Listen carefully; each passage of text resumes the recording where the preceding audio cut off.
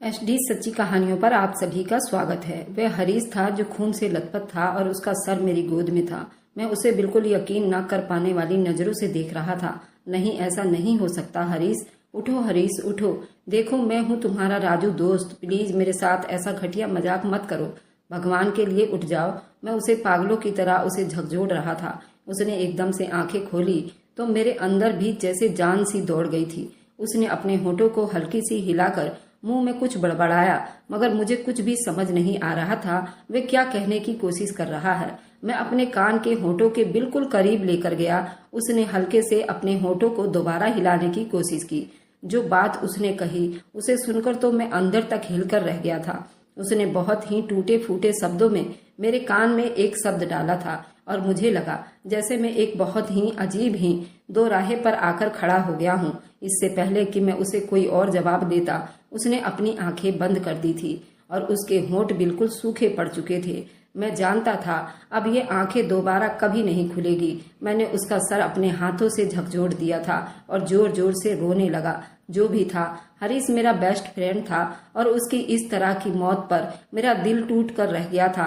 मुझे लगा जैसे ये घाव कभी नहीं भरने वाला। इतने में वह लड़की भी छत से उतरकर आ गई थी और बिल्कुल खाली खाली नजरों से हरीश की लाश को देख रही थी। उसकी आंखों में कोई आंसू नहीं था। उसके चेहरे के आसार देखकर ये अंदाजा लगाना मुश्किल था कि वह उसकी मौत से गम में है या खुश है। वह बस खामोश थी। फिर हर चीज स्लो मोशन में होने लगी। हरीश की मौत ने मुझे इस हद तक तोड़कर रख दिया था कि मुझे कुछ भी सूझ नहीं रहा था आगे क्या होगा।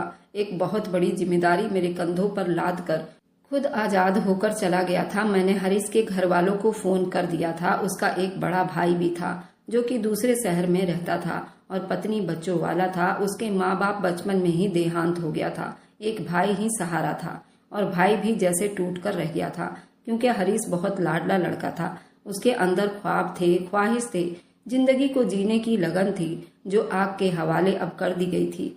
मैं भी उस लड़की की तरह बिल्कुल चुप से सारी कार्रवाई भुगत रहा था क्योंकि पुलिस भी इन्वॉल्व हो चुकी थी। एक रोड एक्सीडेंट था मगर फिर भी उन्होंने खोजबीन जांच पड़ताल करनी थी। जो इल्जाम हमने हरीश पर लगाया था और जो एफआईआर हमने हरीश के खिलाफ दर्ज करवाई थी उस पर भी पुलिस बार बार फ्लैट के चक्कर लगा रही थी। आखिरकार मुझे एफआईआर वापस लेनी पड़ी क्योंकि हरीश तो वैसे ही मर गया था और मैं जो गुस्से और जुनून की हालत में बार बार कह रहा था कि मैं अरे इसको अपने हाथों से मारूंगा। उसने उस लड़की के साथ किस तरह बुरा किया। अब मैं शायद अपने ही बात पर पछता रहा था क्योंकि हरीश वाकई मेरा बहुत ही अच्छा दोस्त था। मैं उसे किसी सूरत भी कोई नुकसान नहीं पहुंचाना चाहता था। मेरे दिल में गहरा मलाल उमड़ आया था। मैं नहीं जानता था ये घाव कब भरेगा। हरीश का भाई वापस जा चुका था क्योंकि उसकी जॉब थी। उसकी पत्नी और बच्चे उसका इंतजार कर रहे थे। ये फ्लैट हरीश के नाम पर था। तभी तक उसका कोई फैसला नहीं हो पाया था ये बेचना है या वैसे ही पड़ा रहने दे। मगर उसके भाई ने मुझे कहा था कि तुम जब तक चाहे यहाँ रह सकते हो। मैं अपने नौकरी के लिए एग्जाम दे चुका था, बस रिजल्ट आने का इंतजार था। मुझे अपने भविष्य के लिए गांव छोड़कर शहर आना पड़ा था और हरीश का फ्लैट मेरे लिए बहुत अच्छा ऑप्शन था क्योंकि होटल के पैसे नहीं भर सकता था। और हरीश मुझे कह रहा था यार जब तेरा दोस्त है तो तुझे परेशान होने की क्या जरूरत है। तुम जब तक चाहे इस फ्लैट में बिना कुछ सोचे समझे रह सकते हो। और मैंने उसका धन्यवाद किया था। हरीश और मैं एक ही कॉलेज में पढ़ते थे और बेस्ट फ्रेंड थे। वह जरा मनचला टाइप लड़का था, लड़कियों के पीछे हाथ धोकर पड़ने वाला। जरा सा कोई लड़की हंसकर उससे बात कर लेती तो उसे उसके पीछे पड़ जाता। उसके कई बार कॉलेज में भी धुआंधार तरह की मोहब्बत हुई थी मगर ये मोहब्बत 1 महीने से ज्यादा नहीं टिकती थी। मैं तो कभी भी उसकी मोहब्बत को सीरियसली नहीं लेता था। हर टाइम किताबी कीड़ा बना रहता था। मेरी जिंदगी का मकसद अपने इम्तिहान में टॉप करना था और रिकॉर्ड बनाना था। इसलिए मैंने कभी भी अपने इस मकसद में किसी लड़की को घुसने नहीं दिया था क्योंकि मैं जानता था कि लड़कियां जिंदगी का मकसद बदल कर रख देती हैं। इंसान अपने मुंहजोर जवानी की लपेट में ऐसे आता है, उन लड़कियों की वजह से हर चीज उलझ कर रह जाती है। इसलिए मैं लड़कियों से 200 फीट के फासले पर ही रहता था। और हरीश मुझे कहता था कि मेरी दुआ है एक बार जिंदगी में तुझे भी धुआंधार तरह की मोहब्बत हो जाए, ऐसी भी मोहब्बत के तुम्हारी काया पलट कर रख दे। और मैं कहता था ऐसा कभी हो ही नहीं सकता क्योंकि मैं तुम्हारे जितना बदनसीब नहीं हूँ। वह जैसे हर महीने किसी दूसरे पर मूसलाधार आशिक बन जाता था और आज जब मैं अपने कमरे में बैठा और उसके बारे में सोच रहा था तो मेरे चेहरे पर एक जख्मी सी मुस्कुराहट थी। और फिर अचानक मेरे दिमाग में हरीश की आखिरी शब्द घुलने लगे थे और मेरी वे जख्मी सी मुस्कुराहट एक ऐसी आग में ढल गई जिसने मुझे अंदर बाहर से हिलाकर रख दिया था। नहीं, ऐसा नहीं हो सकता। मैं भला ये कैसे कर सकता हूँ? बिल्कुल नहीं, चाहे वो मेरे मरे हुए दोस्त की आखिरी इच्छा ही क्यों ना हो। मैं ऐसा करने का सोच भी नहीं सकता। मेरे दिल ने अटल फैसला कर लिया था। वह लड़की जिसका नाम रागिनी था अभी तक हरीश के फ्लैट में ही थी और न जाने हरीश के कमरे में बैठी किसका शोक मना रही थी। क्या हरीश के मौत का या अपनी जिंदगी की बर्बादी का? उसका मुजरिम उसके हाथों से सजा पाए बगैर ही अपने अंजाम तक पहुंच गया था। अचानक दरवाजे पर किसी की आने की आहट हुई। मैं भी अपने कमरे में बैठा हरीश के ख्यालों में गुम था कि एकदम चौंक गया। न जाने अब दरवाजे पर कौन था। मैंने अपनी स्लीपर पहनी और जैसे ही दरवाजा खोला बाहर पुलिस खड़ी थी और मैं एकदम से फिर से डर गया था। न जाने ये पुलिस मेरा पीछा कब छोड़ेगी, जिसे मैंने खुद ही अपने पीछे लगा लिया था। मैंने कहा, अब क्या समस्या है आपको? हम एफआईआर वापस ले चुके हैं और मेरा दोस्त मर चुका है। अब हमसे क्या चाहते हैं? मैं थोड़ी रूडली गुस्सा होकर बात किया था। वह इंस्पेक्टर अंदर तक खोजती हुई नजरों से मुझे देख रहा था। कहने लगा, जब तक वह लड़की यहाँ पर रहेगी ये केस कभी खत्म नहीं होने वाला। मैंने कहा कि वह अपनी मर्जी से यहाँ पर है, वह अपने घर वापस नहीं जाना चाहती। आप उससे क्या चाहते हैं? आप चाहते तो उससे अपने साथ लेकर जा सकते हैं, उसका बयान रिकॉर्ड कर सकते हैं या उससे उसके घर तक छोड़ सकते हैं, क्योंकि मैं तो ऐसा नहीं करने वाला। ना ही मैं जबरदस्ती करने का सोच भी सकता हूँ। इंस्पेक्टर कहने लगा। उसके घर वाले उसे ढूंढते हुए आए थे पुलिस स्टेशन और मैं एकदम से चौंक गया। मेरे चेहरे पर एकदम परेशानी आ गई। मैंने कहा कि फिर आपने उनसे क्या कहा? इंस्पेक्टर ने कहा कि कहना क्या था? मैंने कहा कि वे लड़की हमारे पास है, सुरक्षित है और वे खुद ही आपके साथ नहीं जाना चाहती। मगर उसके घर वाले मान ही नहीं रहे थे। कह रहे थे हमें एक बार उससे मिलना है, वह उसे लेने के लिए आए हैं। मेरा माथा टनका था। मेरे दिल में न जाने एकदम से बहुत ज्यादा शक हो गया था। इतना बेचैनी कि मुझे खुद भी समझ नहीं आ रहा था, जबकि मुझे तो खुश होना चाहिए था कि वे लड़की अपने घर चली जाएगी। आखिर वह उसके माँ बाप थे, उसे यूं छोड़ तो नहीं सकते थे। मैंने कहा कि आप उस लड़की से इजाजत ले लीजिए और उसे लेकर जाइए, मुझे कोई ऐतराज नहीं है। इंस्पेक्टर एकदम अंदर दाखिल हुआ। फ्लैट में गहराई से जांच पड़ताल करने लगा। मैंने उसे आंगन में बिठाया और कहा कि मैं उस लड़की को अभी बुलाकर लाता हूँ। वह लड़की उस कमरे में है। मैं उस कमरे में चल दिया जो कि हरीश का कमरा था। मैंने कल रात से उसे नहीं देखा था, ना ही उससे मिला था। बस अपने कमरे में बंद रहा और हरीश का शोक मनाता रहा। मैंने उस लड़की के दरवाजे पर जाकर दरवाजे को नॉक किया, मगर दरवाजा नहीं खुला और वह इंस्पेक्टर अभी तक मेरी तरफ देख रहा था। मैंने दोबारा से उसका दरवाजा बजाया। जब तीसरी बार भी दरवाजा ना खुला तो मैं एकदम से खुद ही वह दरवाजा खोल दिया, मगर अंदर का मंजर देखकर मेरे पैरों तले से जमीन निकल गई थी। कमरे के हर चीज बिखरी पड़ी थी और खिड़की खुली हुई थी। वह लड़की कमरे से गायब थी। एकदम से मेरी घबराहट बहुत ज्यादा बढ़ गई।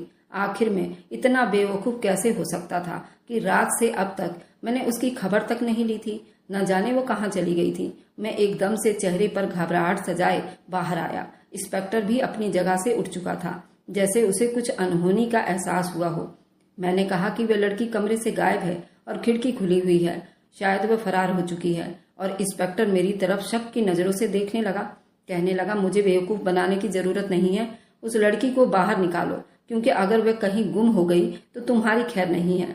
तुम पर किडनैप का केस दर्ज किया जाएगा, क्योंकि उसके माँ बाप बार बार उस लड़की का पूछ रहे हैं और आज उसे लेने भी आ रहे हैं। अगर वह लड़की ना मिली तो तुम्हारी खैर नहीं है। अपने खैर मना लेना। और मैं एकदम परेशान हो गया। मैं किस मुसीबत में फंस गया था? मेरे भविष्य के और वक्त पर मुझे इस तरह परेशानियों ने घेर लिया था। अगर मैं जरा सा भी पुलिस और कोर्ट कचहरी में इन्वॉल्व हो जाता तो मेरा करियर खराब हो जाना था, मेरी सालों की मेहनत खराब हो जाती।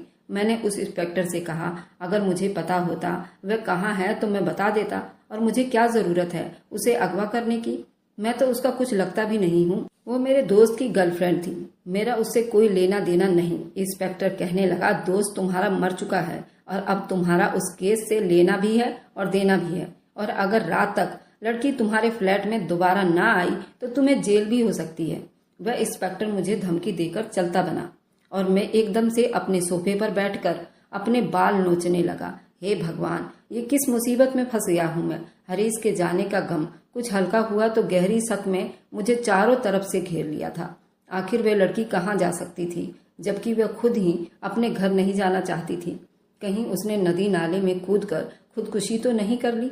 तभी इस ख्याल के आते ही मेरे अंदर बाहर आग सी जलने लगी थी। मैं जल्दी से फ्लैट से बाहर निकला। मुझे उस लड़की को ढूंढना था हर हाल में, मगर मैं उसे ढूंढूंगा कहाँ? मुझे तो सिवाय उसके नाम के अलावा उसका कुछ पता भी नहीं था।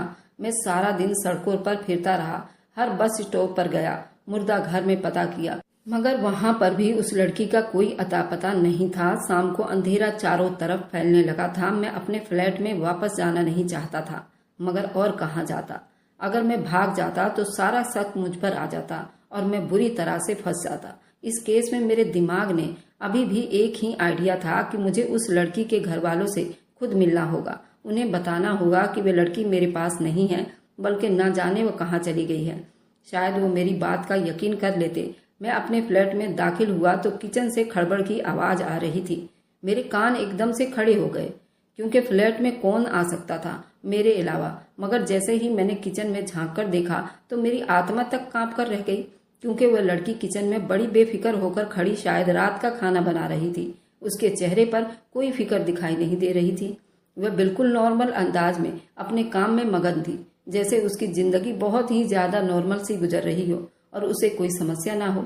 मैंने एकदम से उसका जोर से बाजू पकड़ लिया था, अपनी तरफ खींचा तो छुरी उसके हाथ से दूर जाकर गिरी। न जाने मुझे इतना गुस्सा उस पर क्यों आ रहा था। उसका चेहरा एकदम से लाल हो गया था, जैसे उसे उम्मीद ही ना हो कि मैं उसे इस तरह से बात करूंगा। मैंने कहा कि तुम्हें अंदाजा भी है कि तुमने मुझे किस मुसीबत में फंसा दिया है।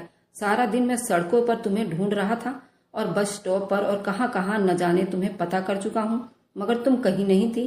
क्या बेहुदा मजाक है? कहने लगी कि मैं तो फ्लैट में ही थी, मैं तो सारा दिन घर से बाहर निकली ही नहीं, बस जरा से किचन का सामान लेने ही गई थी बाहर, क्योंकि मुझे भूख लगी हुई थी। खाने को कुछ था नहीं, इसलिए मैंने सोचा कि कुछ सामान ही ले आती हूँ, और तुम्हें भी भूख लगी होगी ना, तो खाना बना कर देती हूँ, हर चीज रेडी है। मैंने उसे गौर से देखा। मैंने कहा कि तुम इतनी नॉर्मल कैसे हो सकती हो? कहने लगी, और क्या करूं, मर जाऊं उस बुज़दिल इंसान की तरह जो मुझे बीच रास्ते में छोड़कर मर गया और सारी मुसीबत मेरे गले में डाल गया। मैंने कहा कि मैं मुसीबत में गिरफ्तार हो चुका हूँ और अब ये ठीक है कि इस मुसीबत से मिलकर जान छुड़ाएं। कहने लगी, क्या प्लान है तुम्हारे पास? मैंने कहा, क्या मतलब? आज तुम्हारे माँ बाप तुम्हें लेने आएंगे और तुम उनके साथ चली जाना। आखिरकार वो तुम्हारे माँ बाप हैं, कोई दुश्मन तो नहीं है जो तुम उनसे यूं डरी हुई हो और यहाँ पर बैठी हो। कहने लगी, वापस तो मैं नहीं जाऊंगी किसी भी कीमत पर। और मैं तो उसके शब्दों पर बड़ा अचंभा होकर उसे देखने लगा था और हैरान रह गया। मैंने कहा, क्या मतलब? घर नहीं जाओगी तो कहाँ जाओगी? कहने लगी, कहीं भी चली जाऊंगी, मगर घर वापस नहीं जाऊंगी। तुम नहीं जानते मेरे भाइयों को, वह तो मुझे मार देंगे। अपनी इज्जत के लिए वह लड़कियों को मारने में कोई बुराई ही नहीं समझते। मेरा होने वाला पति उससे भी ज्यादा इज्जत के नाम पर मर मिटने वाला था, इसलिए मैं घर नहीं जाऊंगी। मैंने कहा, इसलिए तुम फ्लैट छोड़कर भाग गई थी ना, क्योंकि पुलिस तुम्हें लेने आई थी। कहने लगी, मैं भाग कर नहीं गई थी, मैं तो कमरे के बने अलमारी में दुपक कर बैठ गई थी। खिड़की इसलिए खोल दी थी ताकि तुम्हें लगे मैं घर से भाग गई हूँ। मैं तो उसकी चालाकी पर हैरान था। मैंने कहा कि इसमें मेरी क्या गलती है, बताओ। कहने लगी, तुम हरीश के दोस्त हो, यही तुम्हारी सबसे बड़ी गलती है। और मैं तो हैरान रह गया उसकी नाइंसाफी पर। मैंने कहा, खबरदार, जो अब यहाँ से हिलने की कोशिश की तो अभी पुलिस आएगी और तुम्हें लेकर जाएगी। मैं कुछ भी नहीं जानता, मैं खुद एक बेबस इंसान हूँ, मैं तुम्हारी मदद कैसे कर सकता हूँ भला? और वाकई मेरे सामने मेरा भविष्य था जो कि खतरे में था इस लड़की की वजह से। कहने लगी, ठीक है, आने दो पुलिस को और मेरे घर वालों को। मैं उनसे कह दूंगी कि तुमने और तुम्हारे दोस्त ने मिलकर मेरा रेप किया है, अपने हवस का निशाना बनाया है। मैं तो अपने घर वालों के हाथों मरूंगी, मगर तुम्हें भी लेकर मरूंगी और तुम बचोगे नहीं। तुम्हारा अंजाम हरीश से भी ज्यादा दर्दनाक होगा, सारी उम्र जेल में सड़ते रहोगे। इस तरह वो बड़े तैस में बोल रही थी। मेरी रीढ़ की हड्डी भी दर्द होने लगी थी। मैंने कहा, मैं तुम्हारी फालतू बकवास नहीं सुनना चाहता। कहने लगी, सोच लो, तुम्हारे पास वक्त कम है, क्योंकि मैं तो मरूंगी, तुम्हें भी साथ लेकर मरूंगी। मैंने कहा, तुम चाहती क्या हो मुझसे? एक तो मैं तुमसे हमदर्दी कर रहा हूँ, ऊपर से तुम मुझ पर ही इल्जाम लगा रही हो।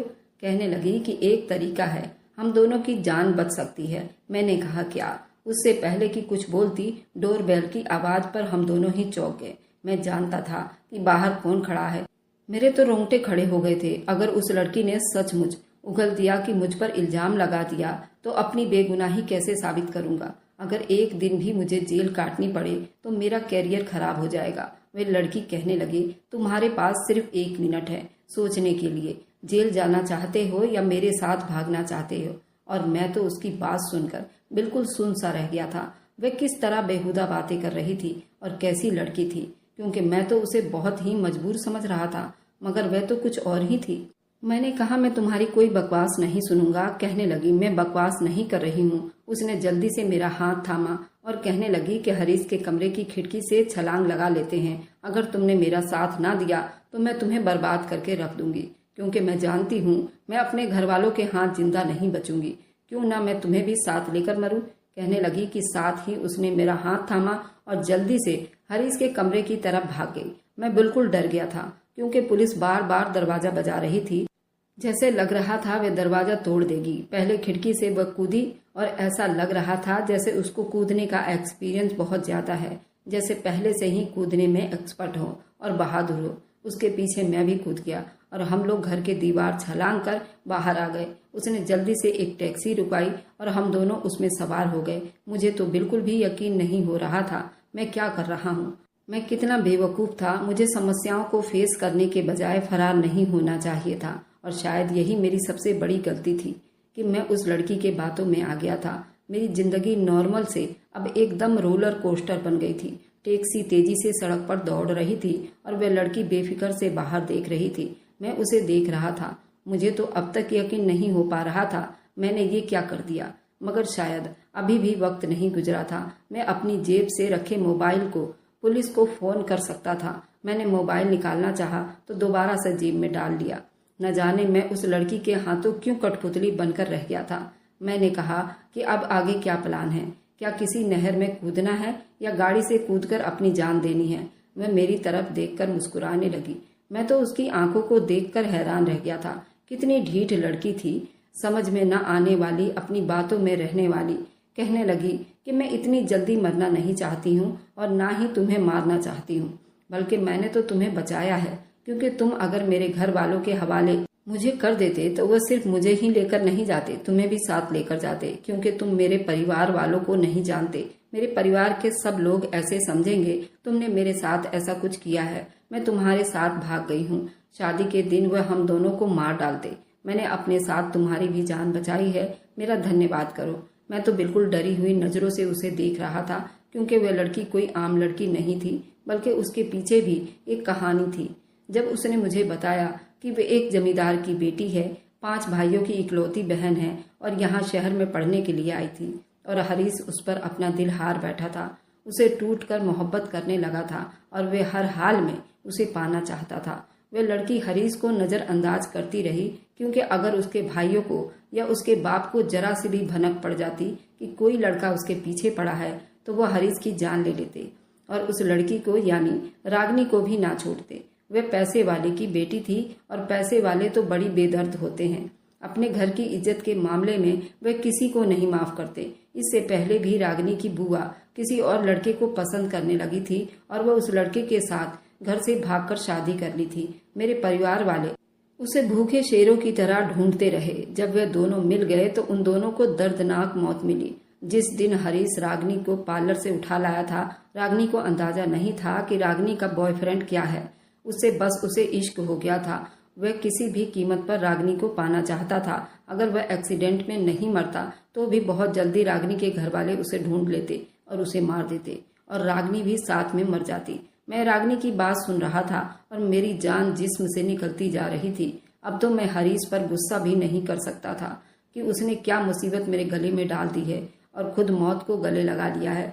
मैं तो अपना सर पकड़कर बैठ गया, मगर रागनी ने कहा कि तुम परेशान मत हो, मैं तुम्हें कुछ भी नहीं होने दूंगी, क्योंकि तुम वाकई में बेकसूर हो और तुमने मेरी मदद करने की हर मुमकिन कोशिश की है।